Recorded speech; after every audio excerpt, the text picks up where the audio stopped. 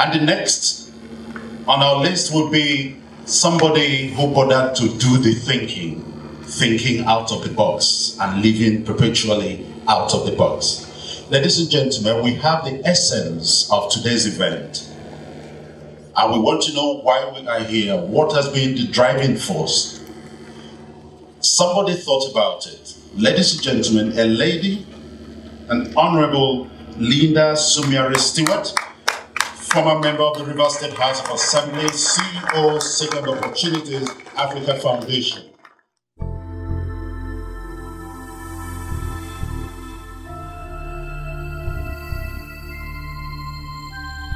Your Excellency, Justice Eberechi Suzette Yesonwike, wife of the Executive Governor of Rivers State and mother of her state. Your Excellency, Dr. Mrs. Ipalibo Banigo Ni Hari, as Mr. Peppo would have it, Deputy Governor of Rivers State and a shining light of Rivers women. Chairman of the occasion, Chief OCJ Okocha SAN, the MD of Heritage Bank, Mr. Ifie Sekebo, represented by the Regional Manager, South-South of Heritage Bank, the CEO of Rivers State Sustainable Development Agency, Mr. Lawrence Peppo, ladies and gentlemen. I've been asked to introduce the Lead Summit and Second Opportunity Africa. I'll try my best. The seed of this NGO was unwittingly sown about 9 years ago. I was at that time a legislator in the Rivers State House of Assembly. And a strange young man was ushered into my office by my secretary after I had had a heated legislative session.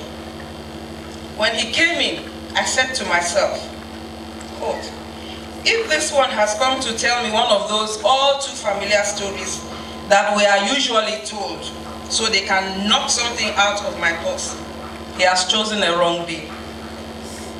I gave him a seat, grudgingly, and asked him why he wanted to see me. When he started talking, he told me he had applied for federal and state government scholarship grants to study abroad for 3 years running and had not been successful. And that he wanted me to help him pay a smuggler to ferry him out of Nigeria through Libya so he can get into Europe and do menial jobs. When he finished speaking, he bowed his head and started weeping. I told him I was only the whip of the house and was not in any position to help him at that time. He thanked me and left, but would return several times to, in his word, just to greet you, man. And I'm like, which kind of wahala is this? Why won't this boy just go and be greeting his representative in the assembly? I represent Africa people. He continued. And on one of those I want to just greet you visits, it occurred to me that if I don't find something for this boy to do, he will not stop coming to greet me. And that took me to researching for other sources of scholarship awards, and I discovered a treasure mine.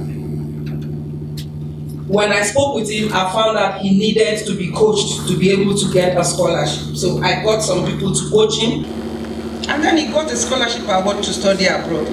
And I heaved a sigh of relief, thinking this boy will leave me alone now. Behold, he did not.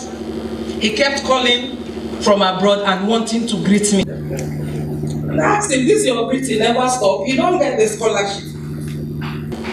Then we started a mother-son relationship. One day, close to his graduation, he called me and said, Ma, I'm not planning on coming back. I was angry and I asked him, so true, this boy, you won't end up as illegal alien, have you? He laughed and told me that, having done a degree program in that country, he had an option to stay and legally work if he had a job offer, and that he had a job offer at a place where he had been doing his legally permitted hours of part-time work while he studied. So he became a success story. The success story made me to do the same for several people at different levels, including getting people into various businesses. Then last year, this same boy calls to say, Ma, someone will call you as soon as we finish talking. I've given him money to register an NGO in your name, so that what you are doing for us informally will be formalized, and you will do it for more people. He went on to say, you helped me get a second chance, so I wanted to register second chance, but was told by Corporate Affairs Commission that second chance was taken, so I have paid for them to register Second Opportunity Africa in your name. So I said, today no be to greet me. He said, ma'am, no be to greet you. That marked the beginning of this NGO. And since then, we have taken up the following causes: to inspire and to empower. This entails mentoring and inspiring a new generation of leaders and teaching people to create wealth after graduation instead of looking for paid employment. Secondly, e-connect. This entails connecting genuine people, because we actually check their backgrounds, to business and educational opportunities on the internet. Third, our seas, our lives. Our name is River State. This entails teaching people to take care of our seas and mangroves and expose them to the various methods of creating sustainable wealth from our seas and mangroves instead of polluting them.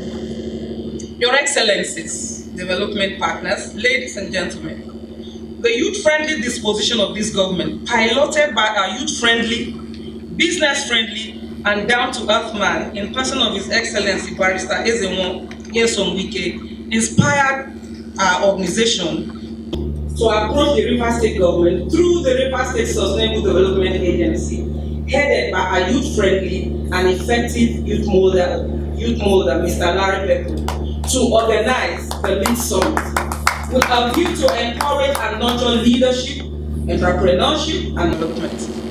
This summit is happening because River State is blessed with a governor who attends to issues with dispatch without the long protocols associated with government business.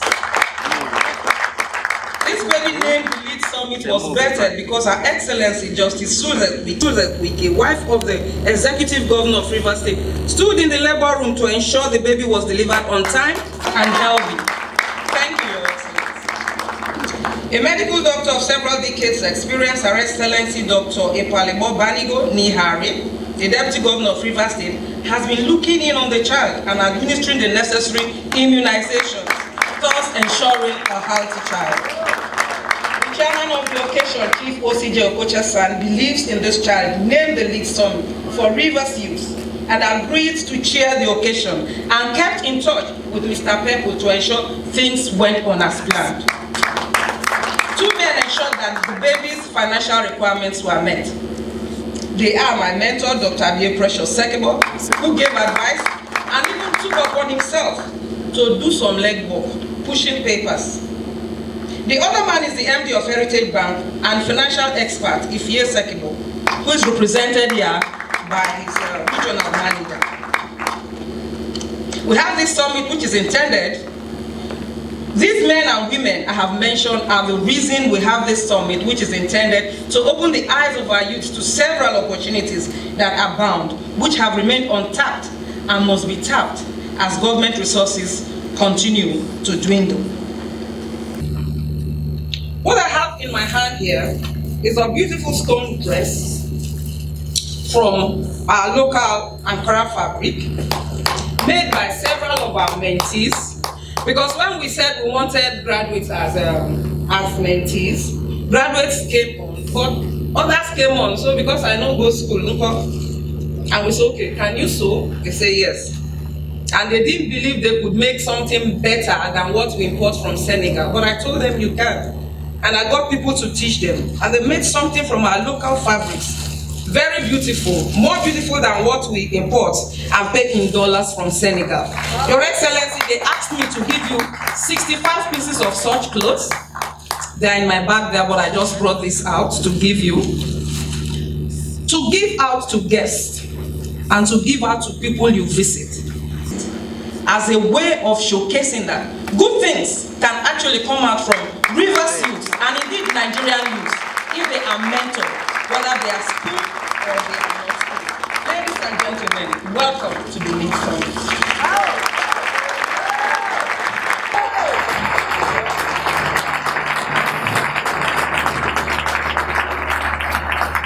If such a speech did not move you, I wonder what will. So round of applause.